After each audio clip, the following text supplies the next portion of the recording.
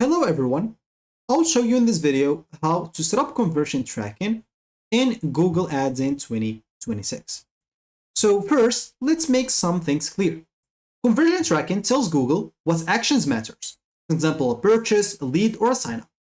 Which ad caused that action and who to show your ads to next. So without conversions, smart bidding will not work and performance data is misleading and scaling will be impossible for you.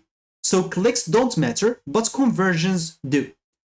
So in 2026, Google gives you multiple options, but beginners, I would advise you to choose only one. The best option for most people is basically the Google tag or the G tag or the Google Tag Manager. For example, just open a new tab, type Google Tag Manager, hit the enter button and click on that. Make sure to sign into your account and you can use that. Use this tracking method. It's very good. If you don't have an account, create an account and you should be good to start. So make sure for you to avoid any like third-party scripts and or maybe some old universal example analytics setup or maybe some multiple tracking methods at once.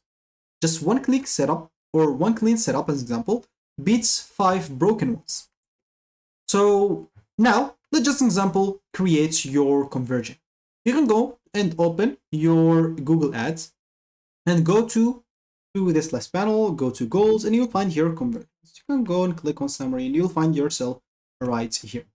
So you'd like to go and click on create an example new conversion action. And you'll find yourself right here. You can go and choose an example, whether or you can choose a category to create your conversion action. Do you want a purchase, sign up, subscribe, phone call, lead? So you have a lot of things here to choose from. For me, I am just going to choose purchase. It's the first one. You can add as example conversion action if you want to. So you will have to basically choose a goal for you, whatever you want. And yeah, you can add multiple like conversion actions if you want to. For me, so let me just go and add one. So let's just do a call from ads. Why not? Let's go and click here and save and continue. So let's just go here and click on finish. Of course, there you'll be able to see what you choose. So from here, as you can see, you'll find, of course, your goals. If you scroll down, you'll find all the goals. So here you'll find all the conversions that you create. Of course, one thing to mention in 2026 is added. It's basically this ads advisor. If you get stuck at anything, at any point, you can always ask this ads advisor. It's still in beta, but it's useful. So now, of course, for you, if you scroll down here, as I said, you'll find all the goals and you'll be able to edit the goal if the status is not good. So, for example, this goal needs attention. This is misconfigured. And for you, as I said, or I didn't say it. So the first conversion that to start with for you, it's basically will be a website. It's the easiest one to start with. So make sure to start with a website. It's so easy. You'll be able to learn from that. You can give it a name example if you want to, and you can set a value. Do you want a fixed value for leads or dynamic value for purchases and things like that. Now, after creating the conversion, basically, of course, as I said, you'll be able to edit this right here. You can go, for example, instead of call for ads, you'll be able to change this example to subscribe or whatever you want. So you'll be able to change everything that you want and even edit the whole goal. As you can see from here, you'll be able to edit whatever you want. So once you do so, or once you create your conversion, so here you can go and click on your conversion action. If you want to edit an example, more settings. So as example, like the call link, the count, here's example, as I said, make sure to set a appropriate name. So you can change all the settings that you want. So then you can do whatever you want with that. So now, after basically creating the conversion, Google will give you a tag or the tag. And you'll basically have two clean options. You can either use the Google Tag Manager, which is the best and easiest for beginners. You can just add the Google tag once and trigger conversion on thank you page or event, and it's basically easier to fix later. Or you can choose the direct Google tag. Basically, you will be able to paste the global tag on site header and paste event snippets on conversion page. So the conversion must fire only after success, not on page visit.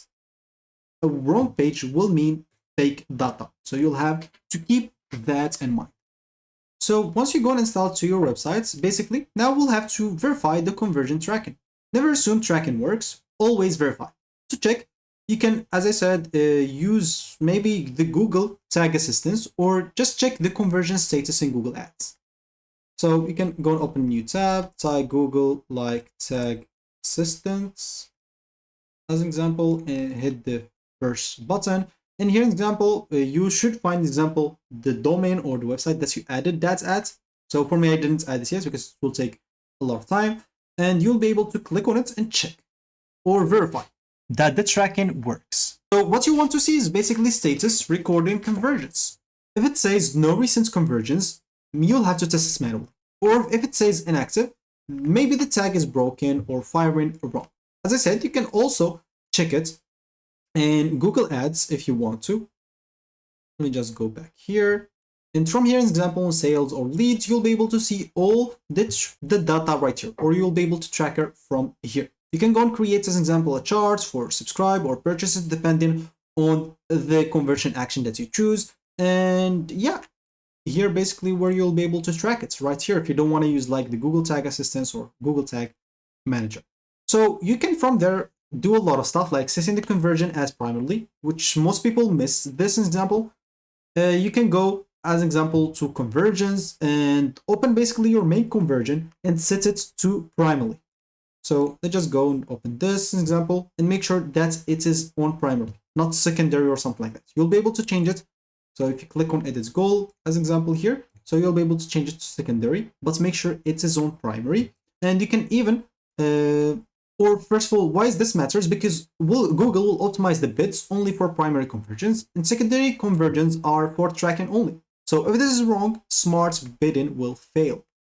So once the tracking works, once everything works as it should be, you can use the maximize like conversion or target CPA, gives campaign time at least 7 days, and do not change settings daily or panic after just one bad day. Make sure to optimize on low data. So Google needs some clean and consistent signals to work. So I'll just tell you some common mistakes to avoid is basically the tracking page views as conversions or multiple conversion action firing at once, or maybe some forgetting to mark primary conversions, or maybe changing tags mid-campaign. So bad data will mean bad decision. And I guess that's all I have to tell you about. I don't show you much because it's basically all, it depends on your website and depends on where you want to put it. So basically the tracking, you'll find it here, or you can even use the Google Tag Assistance and Manager for help. So that should be it for me in this video. Thank you for watching and goodbye.